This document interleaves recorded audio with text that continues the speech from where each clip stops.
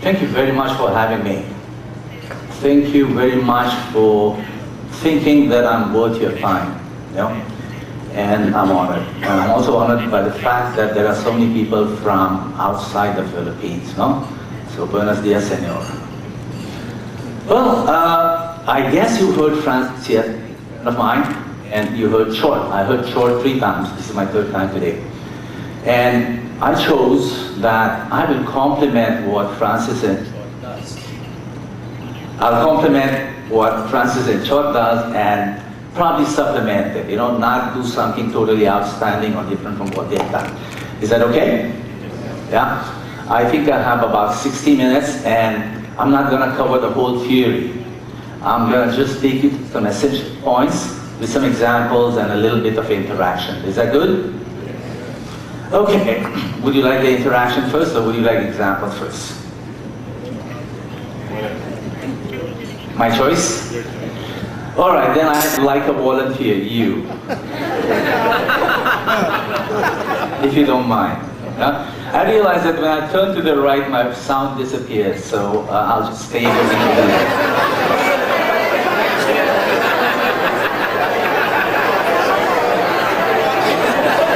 Okay, that's it. Thank you very much. Thank you. Give yourself a round of applause. All right.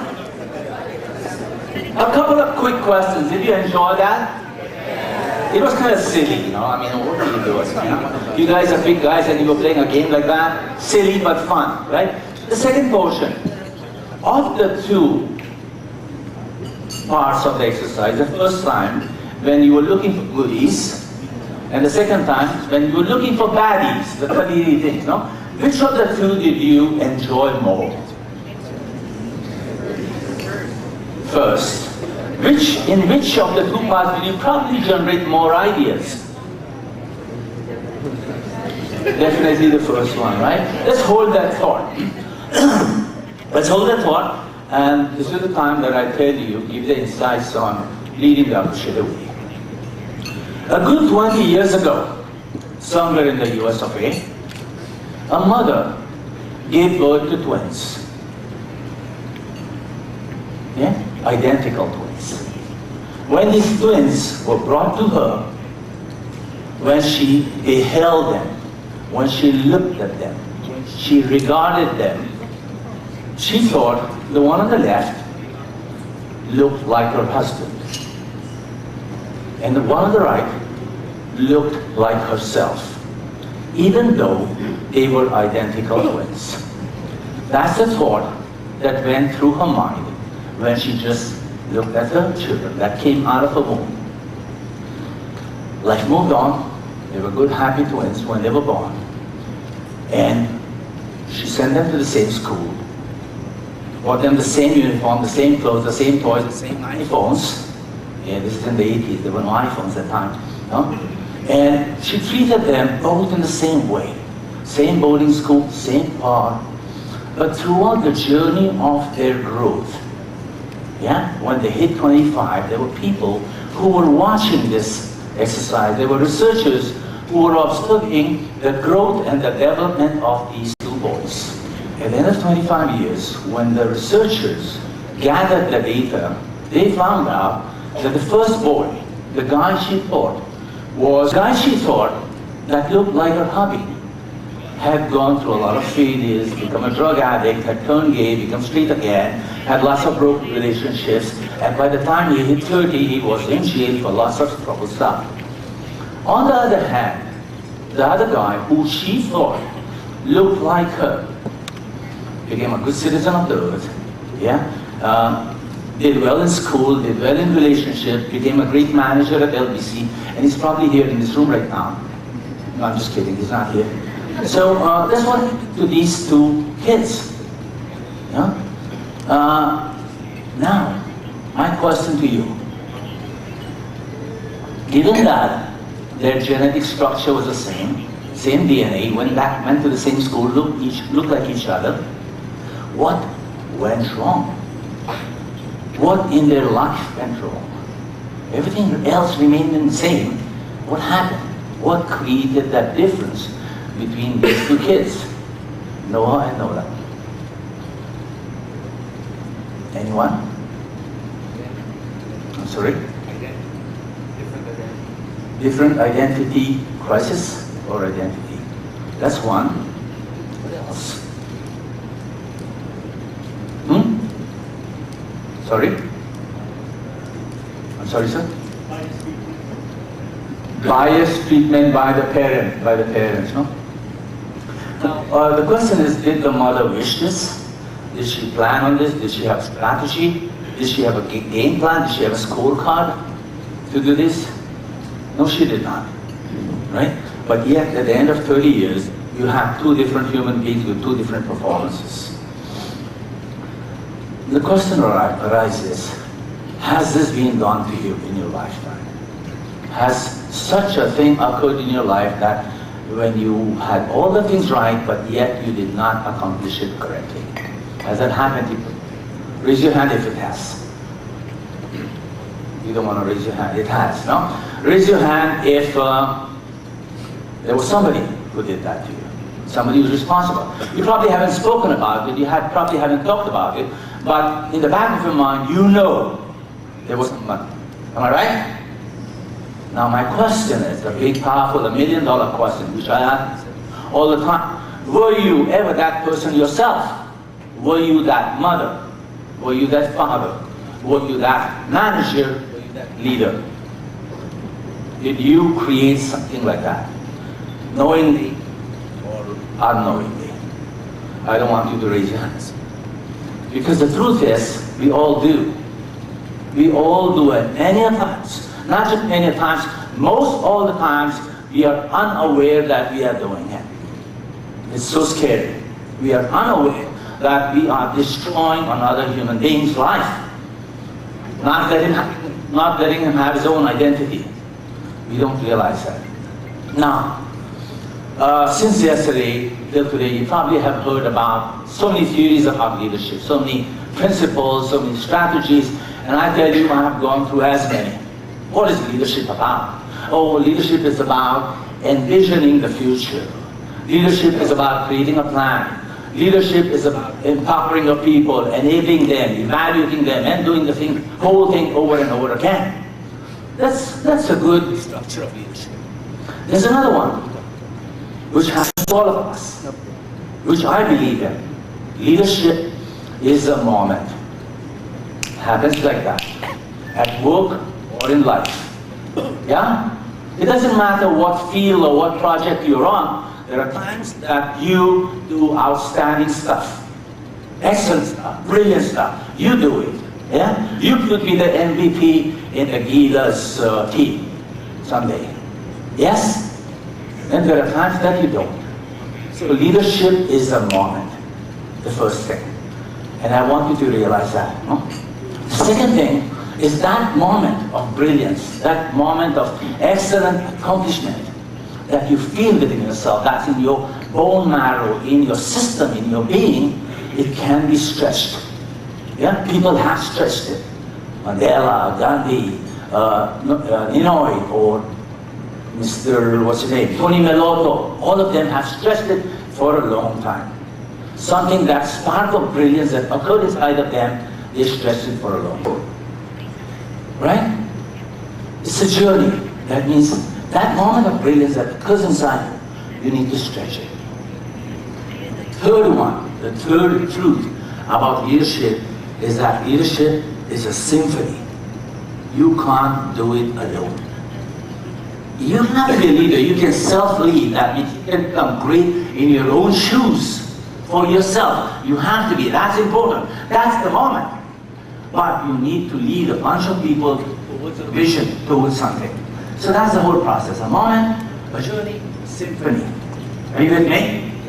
Now, the big question is that we have these plans. We have these projects, we have these programs, we put together the processes, and yet we fail because of the first reason, that knowingly or unknowingly, we are destroying somebody else, unconsciously.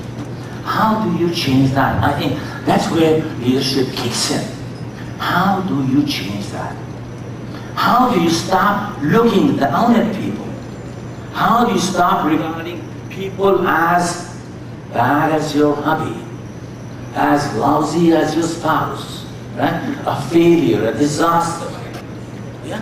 When do you stop looking at those people? How do you stop that? That's a big question, because the moment you are able to do that, the world around you changes.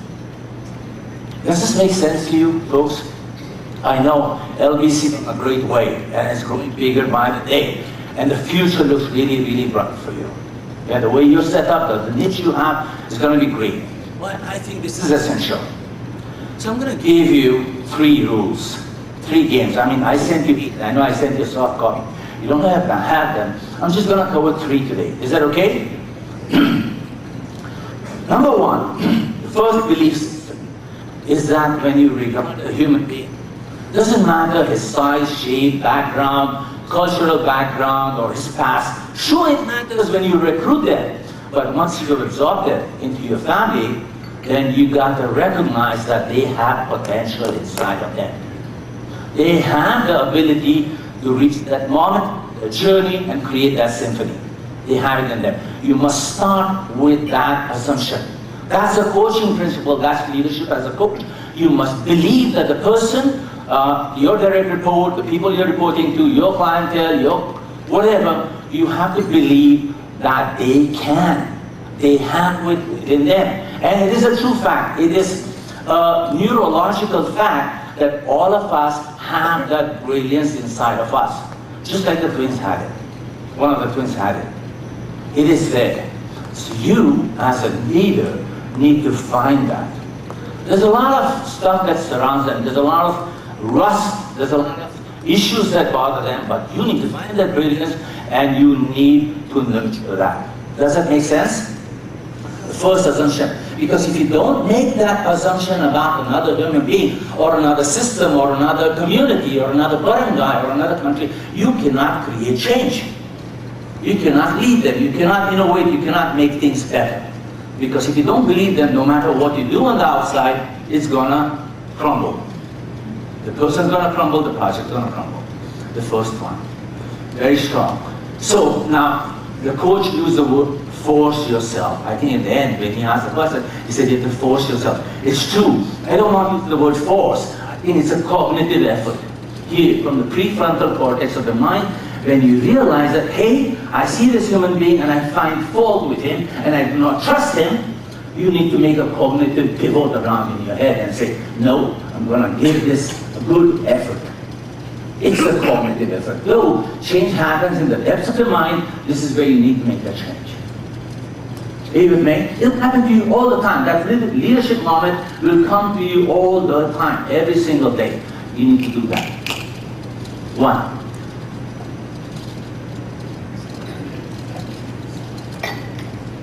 The second one, the second principle is now that you regard human being humanely as a possibility, as a potential, yeah, as an unleashed potential. What do you do next?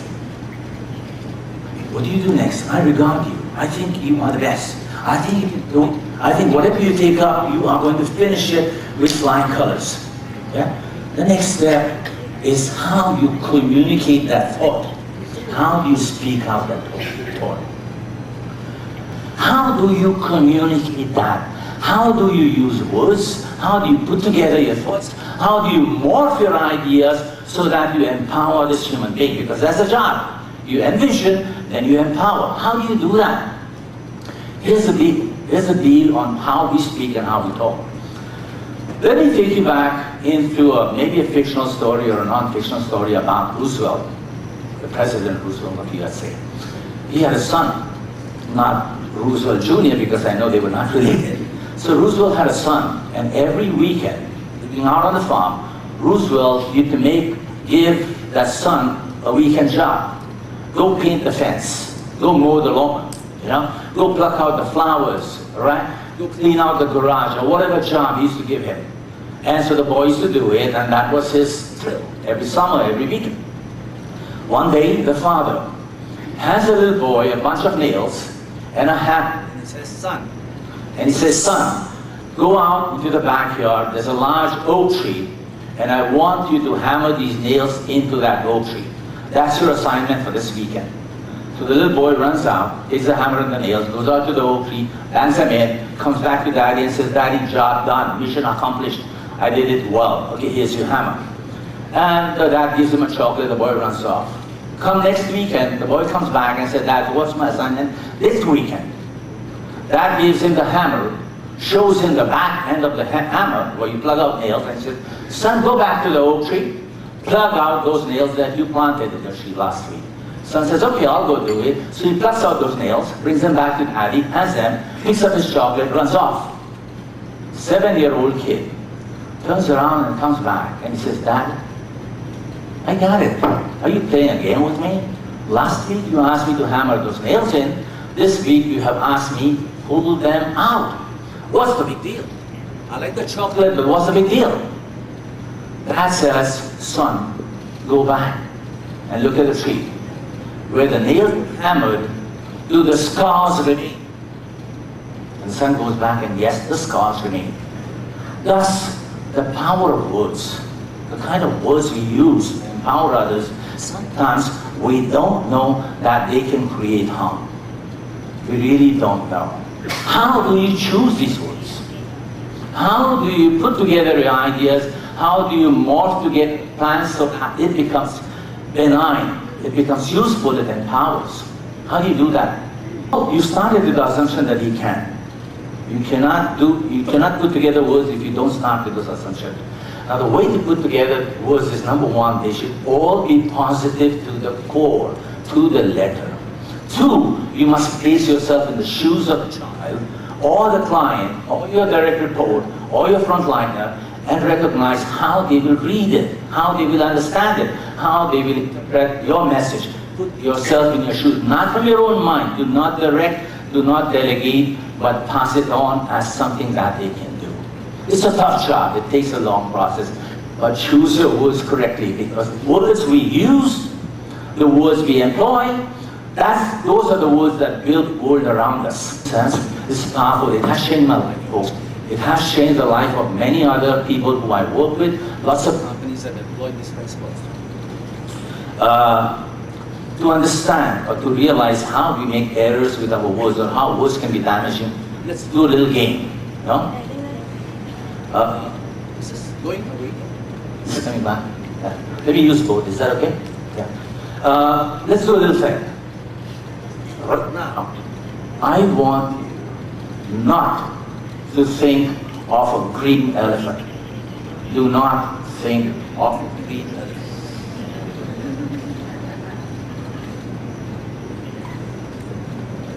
Are you not thinking of a green elephant? It's there on the desktop of your mind. There's a green elephant, because realize this, that the human brain works in such a way that it cannot delete stuff. It doesn't recognize negative stuff. That's why in the first exercise it was much more difficult, much more forced to come up with things kadiri. It was much more easier to come up with happy things. Regalo, spam, shampoo, conditioner, love, hugs, kisses. It was much more easier because at the core, at the essence of us, at the essence of our being, we're all soft, tender kids. Are you with me? So when I say, don't think of a green elephant, I don't hear the word don't. I think green elephant. Now think of it. When you're talking to people, both of these are not working. Is that right? Both the mics are not working. There you go. They're back. You cannot not think of something. Because to think of something, you need to upload something in your head. You cannot tell your people, don't screw up. What are they looking at? They're looking at screwing up. They first have to dig up, go to Wikipedia and find out what screw up means. This one. They have to figure out what screw up means, right? They have to look at the word screw and realize that, hey, that means messing up. That means I'll do it. He said, you told me not to do it, but I already know how to do it, so I'm going to do it. Right? You have empowered them by saying that. I'll tell you a true story. I have a consultant friend of mine. He's 10 years younger than I am. He's already a grandfather 3 times over. Well, he married after he became a father. Does that make sense? With his wife. He wasn't too happy about it. Not all of us are when it happens that to us. When that happens to us, right? when we become parents, before we get married, it's not a happy situation. There must be love, sure, but it's not a happy situation. So his life was tough. So when he had kids of his own, he kept telling them, don't become pregnant. To his teenage daughter, don't be pregnant when you're a teenager. Don't be pregnant, it's really bad to be pregnant, don't be pregnant. Guess what? His grandfather 3 times over. What did the child hear? Pregnant. At 13, she didn't know what pregnant was, but dad said, don't be pregnant, I need to find out what pregnancy is. And she found out, and he's the grandpa.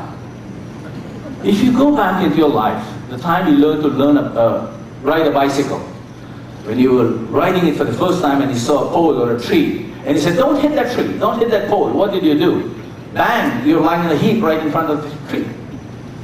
So, your language, at the core, in essence, by the letter, has to be positive.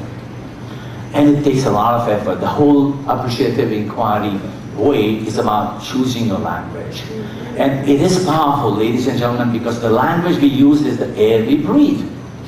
Without it, things don't move. Yeah, I know you like to move it, but you can't move unless you call them, right? Unless you call your client, right? So language is very important. 2 things. There are 5 or 6 principles. I'll do 2. I hope you like this, and you can raise questions anytime. The last principle, the most powerful one. The last and the most powerful principle, and I have built my life around it. I know the gentleman who introduced me, he said, Raju has done 250 in-depth interviews.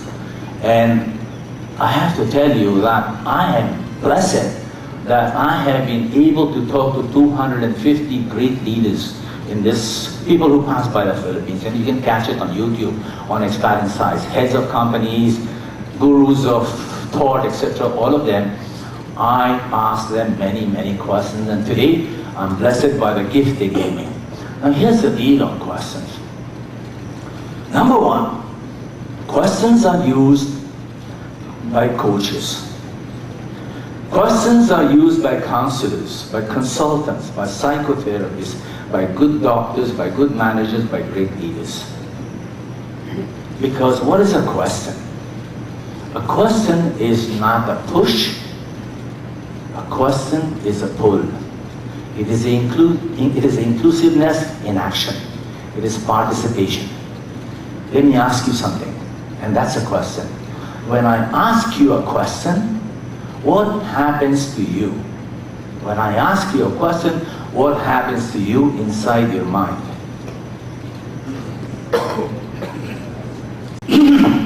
What happens to you inside your mind when I ask you a question? Exactly this. You become quiet. You become quiet. You go back inside your own head. First you wonder what's the trick behind that question, right? That's part of the brain saying, what's the trick behind that question? But really, what happens to you when I ask you a question was raised by that legal gentleman over there a while ago. When I ask you a question, you go inside your head. You go back into your experience, you go back into your education, you go back into the values that were formed when you were a kid, a baby in your mommy's womb. You go back to that experience and you pull out stuff from your warehouses. I know LBC is kind of organized in their inventory systems, no, I've seen it. So you pull out stuff, am I right? Would you agree? Say yes. You pull out stuff. Second question. After you choose stuff inside the bodegas okay in California? Yeah, that's, Latin American. Inside the bodegas of your mind, what do you do with those questions? I mean, with those things that you found inside your head? What do you do? You answer me? No, before you answer me, what is it that you go through a process. Remember, processes are important. Plans, projects, programs don't work unless the process is right. What process do you do? I gave you a question, you went back, you looked for stuff, and you found some stuff, level 2. Here, IT person who designs architecture, software. You have to be very structured, right? So what do? You choose the best. Out of a dozen things you found inside your warehouse, you pull out 5. Level 3, what happens after you pull out 5? You choose the best among the 5. You choose the best, well, the 5 are the best. Post that. You look at me. Is my name, my label on it, right? Is Raju Mandhyan on those 5 cartons? Are they relevant to me? That's the second aspect. That is, are they relevant to me? And then you put them together nicely, you put a seal and you strap them and you send them to me, right? That means you deliver. You express yourself, am I right? Yeah? Now here's the powerful question. These are all questions, by the way. After you express your thoughts, your ideas, your offerings, your suggestions, your recommendations, what happens to you? What is your relationship with those things that you have offered and yourself and your sense of identity? What is the relationship? Yeah, you offered me something, right? You offered me something, you gave me something, you chose the best, you gave it to me, structured it, you packed it, you labeled it, you strapped it, and you put it in the truck of LBC, nice red trucks going around Philippines, and you send it to me. What's your responsibility? I'm sorry, I said the answer. The answer is you're responsible for them. Tama? You're responsible for them, you're accountable for them. When you're accountable for something, what is the end result of whatever you are accountable for? It is very easy to act upon them. It is very easy to execute them. It is very easy to follow through. Are you with me? Yeah? So now that's the power of questions. That's the power of inquiry-based language. Now, this is not easy. Trust me. You have to go through coaching, counseling, and leadership schools to understand the power of these, because it does. I mean, I can transfer it in 2 days with you. But remember, when I ask you a question, you become responsible, execution becomes easy. Outcomes improve, performance improves, because, hey, I don't have to worry about watching you. I don't have to worry about micromanaging you, because you have committed to do something. You. It was your own idea. You are the author of it. Yeah? There you go. 3 little steps to lead the appreciative inquiry way. Appreciative because I'm thankful for who you are. It's biblical. It's full of compassion, kindness, and love. Ask the questions. That's the Socratic method. You're using the right brain and the left brain at the same time when you talk to people. You're employing the whole brain. You're asking them to participate life, mind, body, and soul. Are you with me?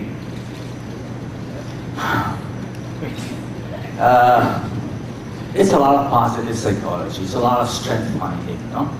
And I could demonstrate on how this is done. We could do an exercise. Let's play a little game. Ready? One of the aspects of leading in an appreciative way is to have people tell you stories.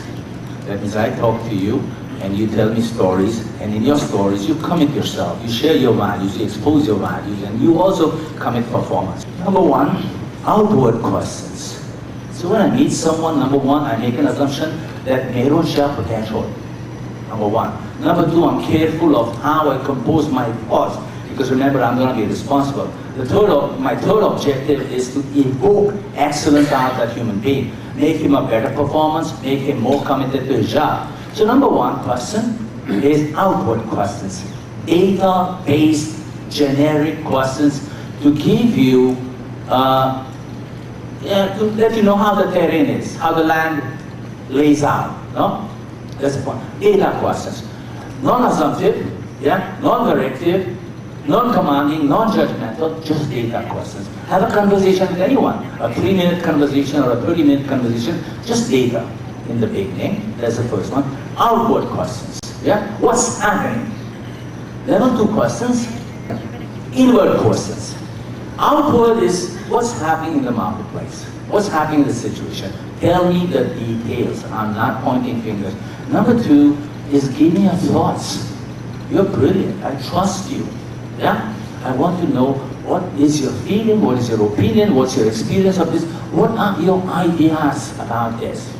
No? And when the person expresses that from the depths of his heart, as Coach Rez was saying, from the depths of your heart, he expresses that because now he knows you trust him. Yeah? He's giving you ideas from the depths of his mind. Inward question, what's important? And the last one, forward question. These are, parang, kaya mo ba yan? Yeah? Can you do it? If kung kaya mo, anong insura ng resulta? Are you with me? That means the person who has been empowered with the trust that he has potential, he has committed to something, now he's envisioning the future of his actions. That's a forward-looking question. It's a coaching process. So 3 levels of questioning, and these are very powerful. There's a lot of work to be done in this questioning.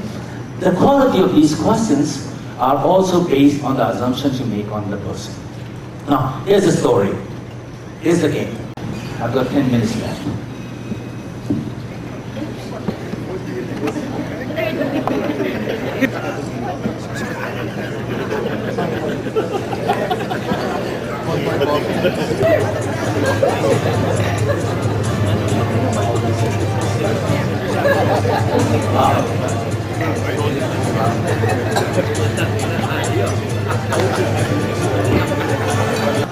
Some ideas. You want? This is what it is. I swear to you, leadership is that moment. It is that moment when you choose the words, when you choose the assumptions you make about human beings, and you turn the world around.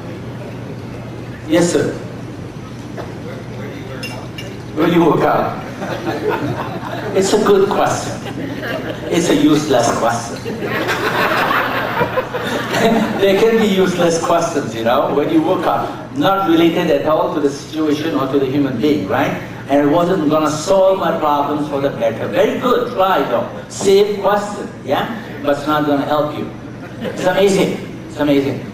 Yes, sir. But we're adding to the word that you started with. No.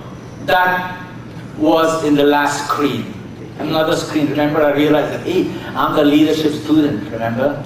Yeah, but that was a reactive one. You said, I need to shift that. I didn't say that. You're assuming that. No assumptions, okay? No assumptions. No? I was just, what the fantastic, what the fabulous, you know? Oh, what the fitness you have. That's wrong grammar, but hey, it goes for me. What fitness you have. I'm just kidding. Oh, what the fashionable person you are. You're just kidding you. Yeah, that was the last screen. That was, you know, in movies you have screens, right? You have scenes from 90-second screens, so it was in the next screen. The next frame. Very powerful. Questions are the thing, ladies and gentlemen. Appreciative inquiry is the thing. It is compassion, kindness, love, Socratic method. You ask and you shall receive. Yeah? It's kind of biblical. It's really full of love and full of the fact that you need to discover power, potential in another human being, in another human system. You have to do it. And no matter how reactive or how toxic the situation is, you need to stop. Remember, you need to pivot your mind around. You need to use choice language, and you need to frame your questions such that you empower the human being. And this works. This is the method for it. Yeah, it's used in creating change or driving change or change model. This is it. It's not rocket science. You discover strengths, you dream the future, yeah, you design the plan, the journey. You know, it's like any strategic planning, and you create the destiny, the envisioning. That means you live it. That means you believe you are there. And of course, the whole theme has to be affirmative. So one more try, and I give you the answer, and I call it a night. Yeah. And before I call it a night or a day, I want to tell you that LBC's, man, I talked to a few people, and some of them are my sons, and they said LBC is poised for the future. You're lucky. And I'm lucky to have been here with you. I swear to you, I'm really lucky. Thank you for inviting me. So God bless you, LBC. You like to move it, and this is the way to move it. Mabuhay. Thank you, Raju. Okay, and probably our last question for the day, although this wasn't signed, the person who sent this question said, well, he personally admired the philosophical ideas you've shared today. As a parting question, probably, maybe what would be your leadership philosophy in a multicultural environment, just like LBC? Well, I think that's what you ask shortly is, no? I coach senior executives coming from different countries into this country, and Filipinos going and living abroad. I coach them on culture. All the cultural assumptions that we have, they are geographical bound. They are looks bound. No? Culture is not about how a person looks, appears, talks, or the kind of accent he has. No? Or maybe his community is a community of moneylenders. No? Those are assumptions. You've got to assess a human being by how they reason, think inside, yeah? And you can find out how they reason through questioning, how they regulate themselves, yeah? That means how do they manage themselves, how do they pivot inside, no? If they have a thought, how do they pivot? How do they regulate themselves? Self-management, self-leadership that George was talking about. How do they regulate others? And how do they relate? 3 steps to crossing cultural boundaries. And the core, if you want to code, is in cultural quotations, is do unto others as you would have them do unto you. In Philippines, that value is called kapwa, reflection. That means I treat another person as humanly as possible, no matter where and whence he comes from. You know what I mean? So that means you look for the person inside, the shadow inside, the soul inside. And when you start with that assumption that this person is an equal human being as I am, regardless of the fact that he must be from the Nordic country or from China or from Chennai, it doesn't really matter. You got to treat them equally. So that's the first hurdle you must jump as a cultural leader, cross-cultural leader. Yeah. Well, here's probably the last one, I hope. We'd like to get your thoughts on this last question. If you say that the level of ownership by the team is encapsulated by the level of trust you given them?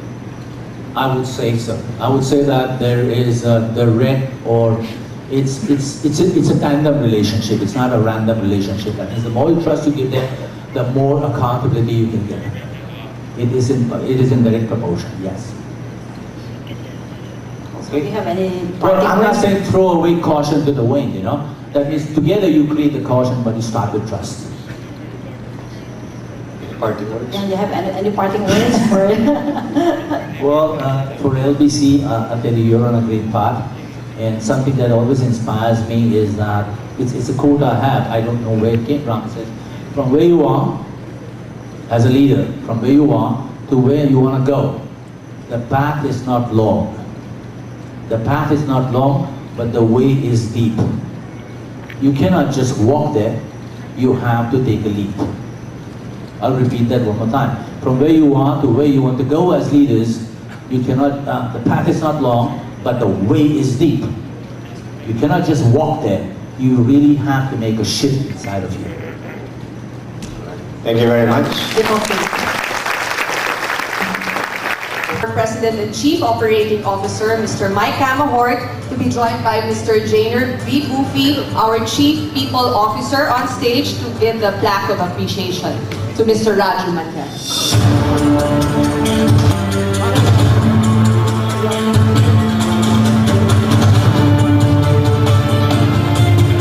LBC Express hereby presents this plaque of appreciation to Mr. Raju Mandhyan for sharing his knowledge and expertise at the LBC Leadership Summit 2014, given this 6th of November 2014 at the Philippine International Convention Center, signed Michael Camahort, President and